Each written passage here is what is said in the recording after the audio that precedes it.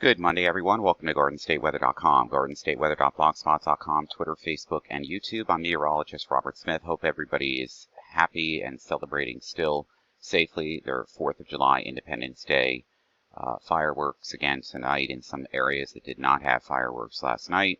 And of course, be safe out there if you're also performing your own personal fireworks. The nation as a whole, happy Independence Day. Belated one as well from all of us here at Garden State Weather. We've got fireworks going on in the tropics right now.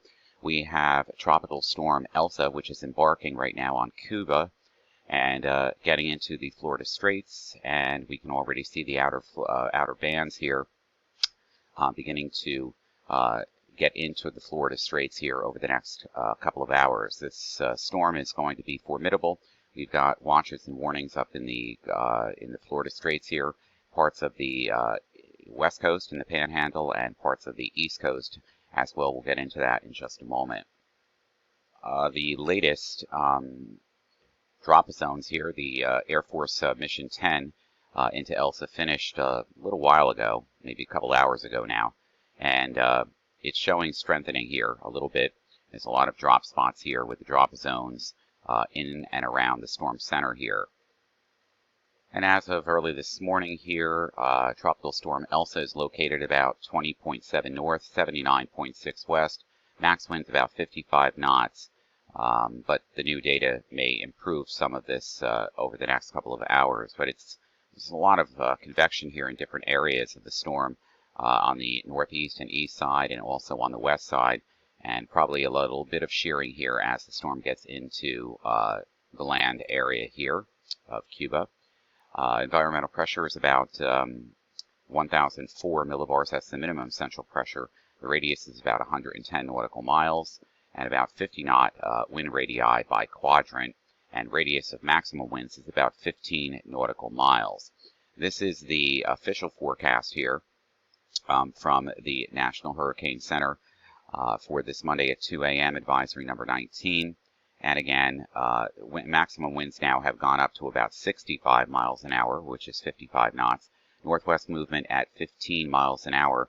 And it could strengthen a little bit before it becomes a hurricane again, although the latest guidance here is showing that it remains a storm rather than just a hurricane itself, but we'll have to watch out for that.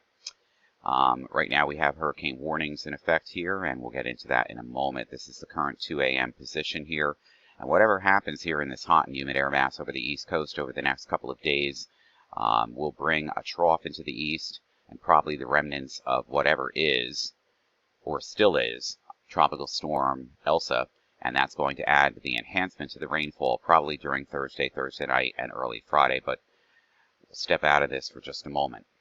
And of course, we're using Levi Cohen's Tropical Tidbit site as naturally we normally do. This is the Tropical Storm Elsa model track, all the models together here. And you can see a landfall here over northern Cuba, and then somewhere in the Panhandle or Florida here, maybe perhaps bypassing the western coast here and remain offshore, but the cannot be ruled out the cone here anywhere in this area, and then off the mid-Atlantic coast states, and then racing out into the North Atlantic.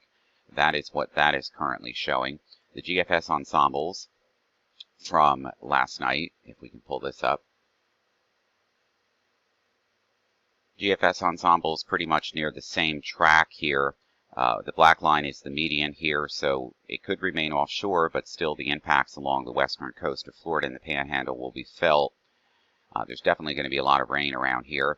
And then in this area here, as the storm moves inland, and then eventually back out into the ocean, somewhere off the Jersey, Delmarva, mid-Atlantic coast states, as we head into Thursday night, and Friday, and then out to sea.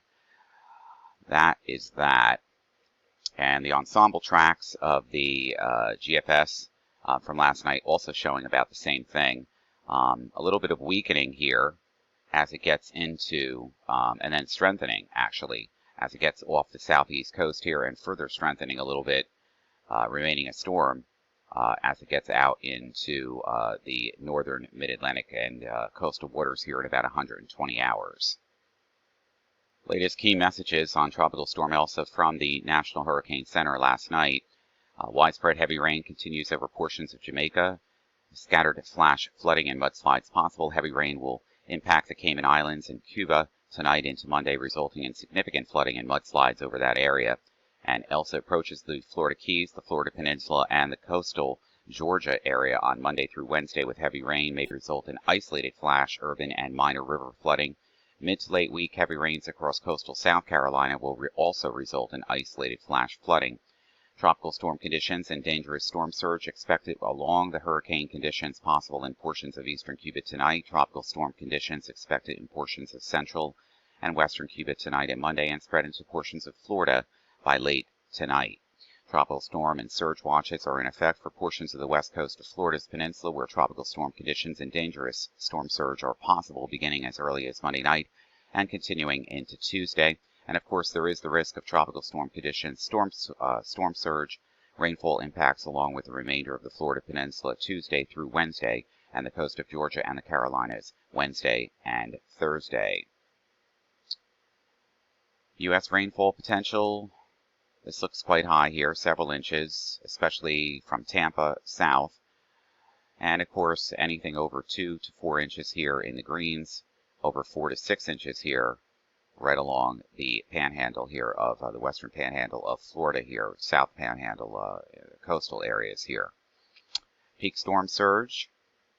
Right now, the latest would be 2 to 4 foot around Tampa Bay, down to 1 to 3 feet here, 1 to 2 feet in Florida Bay, into the dry Tortugas. So from Swanee River all the way down to the dry Tortugas. The arrival time of winds here will be in Cuba this morning at 2 a.m., which it is now. Passing this, getting into the Florida Straits here by 8 a.m. today, 8 p.m. in southern Florida, and the wind profile increasing here from Wednesday through the Carolinas into Thursday morning here off of the Virginia coast, and Thursday p.m. here off the New York coastal waters here. These are the hazards right now. Let's see if we can zoom in on this. We've got some very warm temperatures here in Cuba this morning. They're not showing up on some of the station plots here, but we've got temperatures that are over 85 to 90 degrees. Very warm air here. Water temperatures are also well into the 80s. Now, for the Straits of Florida here, this is a hurricane or tropical storm warning, actually. If we click on this, again, winds increasing 30 to 45 knots, gust up to 60, seas building 8 to 12 feet in Hawk Channel, 13 to 18 feet in the Straits of Florida, up to 12 feet in the deeper waters of the southeastern Gulf of Mexico. So, tropical storm warning for the Straits of Florida, Hawk Channel from Craig Key to Half Moon Shoal, and Gulf waters, including the dry Tortugas.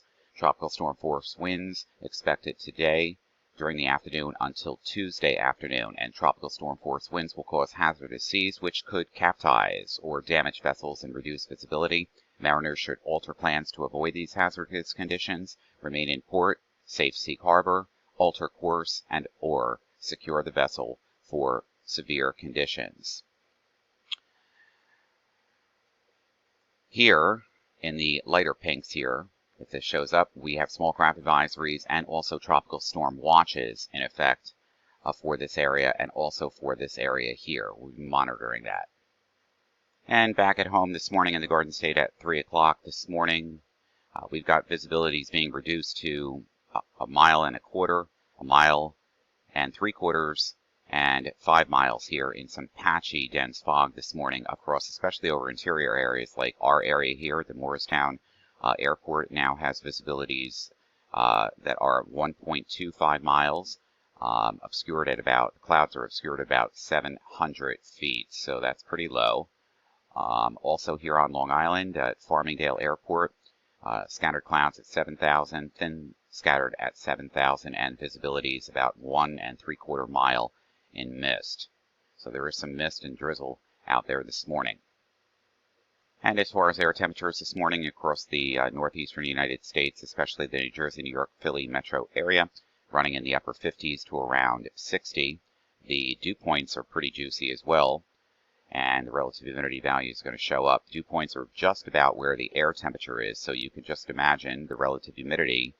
Even though the air mass seems to be a little cooler, the relative humidity values here are well up there in the 80s, 90s, and almost 100% in spots. High pressure is in control. The mid-level water vapor looks like pretty dry here. Low-level water vapor is also plentiful dry.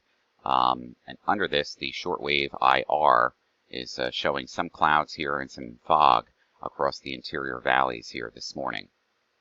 And we don't have much of a wind. In fact, there is nary a wind around, and if there is, it is variable, and mostly from the south-southwest at about 2 or 3 miles per hour, or knots here, so that's less than 5 miles an hour. High pressure is in control.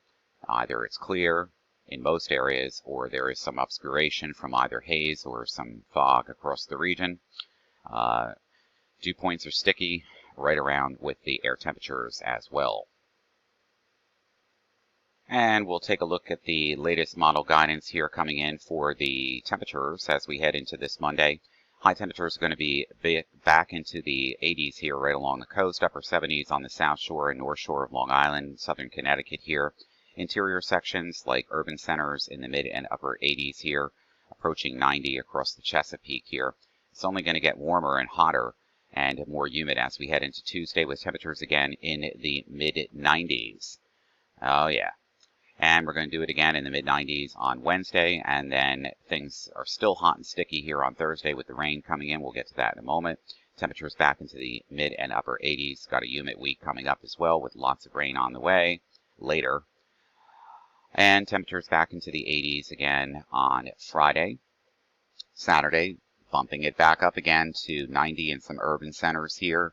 And again, the same situation for Sunday, the 11th.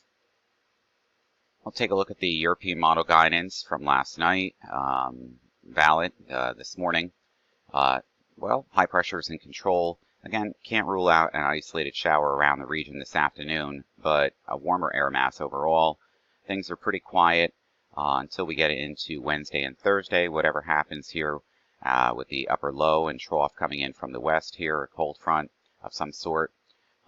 Moving in our direction, and the tropical vestiges. You can even see how the model's doing a convective feedback loop here with the cold front itself, low pressure across the New York State and Pennsylvania, isolated shower and thunderstorm activity on Thursday afternoon getting into the region, and of course whatever is the remnants of Elsa coming in. Let's see if this is right. I'm not sure.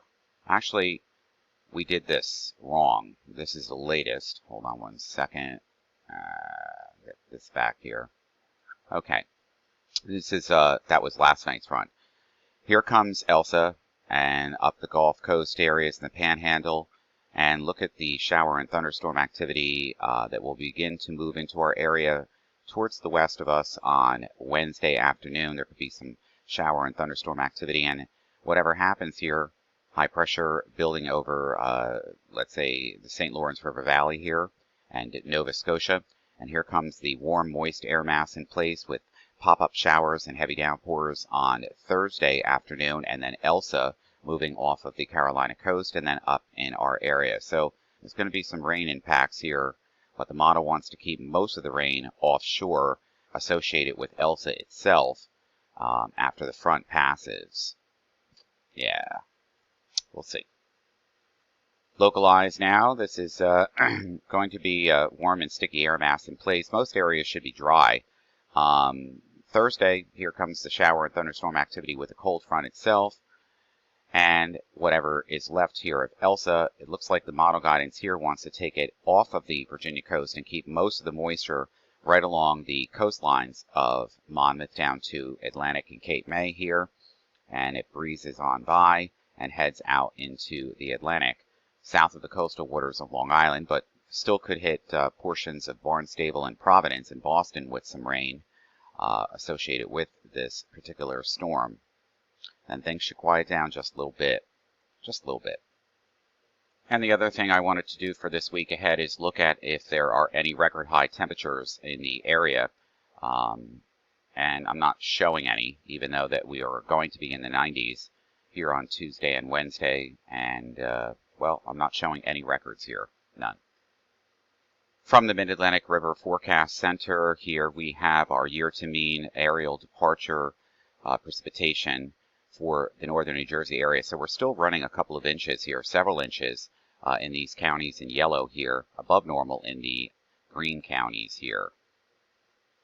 And over the next 10 days here in the contiguous United States, probably let's do regional here. Over the next 10 days, well, an inch to an inch and a half expected. Where it's going to be really rainy is going to be in this area here, especially with Elsa. You could have several inches of rain here along the west coast. Tropical and convective mechanisms in play, summertime. 6 to 10 day outlooks here in temperature from the Climate Prediction Center. Very hot and dry here in the west. Again, this is begetting